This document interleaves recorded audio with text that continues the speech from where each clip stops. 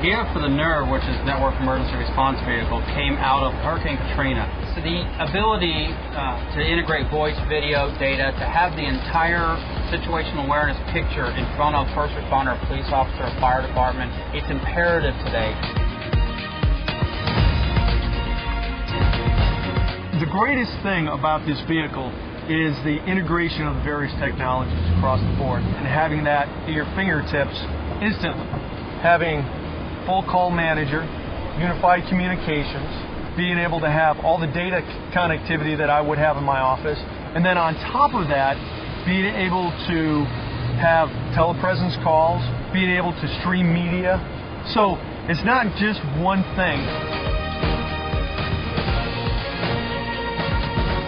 Johnston County is located in the central to eastern part of North Carolina.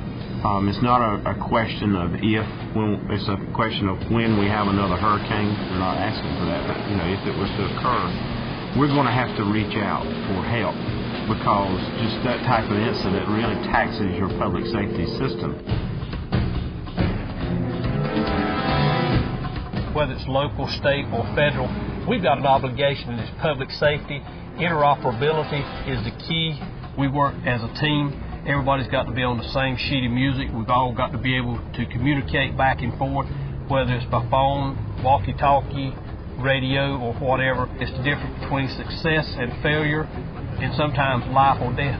We're very fortunate to have Cisco conducting this exercise here today. Everybody will be able to see what the potential of the NERV will bring to Johnston County once it arrives on the scene or on location. Within just a few minutes, we have full voice data and video connectivity, and we can give them a wireless cloud so that somebody can walk up with a laptop and get on the internet or get on their various applications, and then we enable the end user to complete their mission.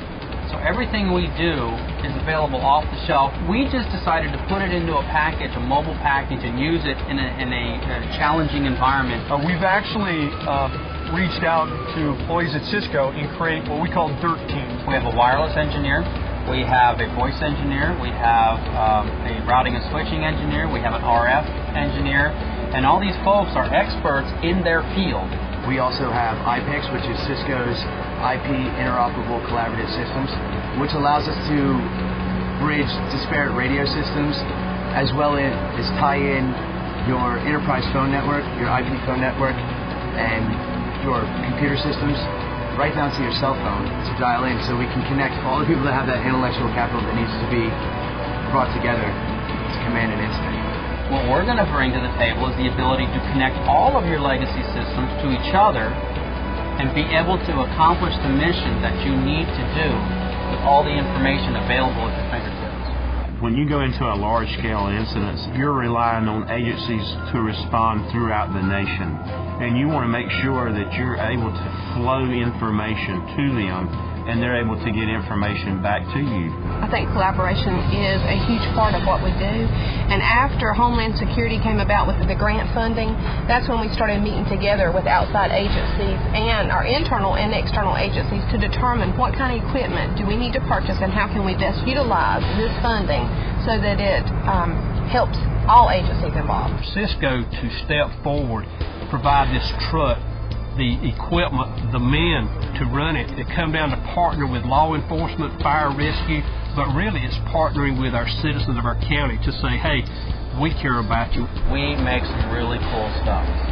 It really excites me to be able to provide these folks with the ability to communicate with anybody, anywhere, over any medium.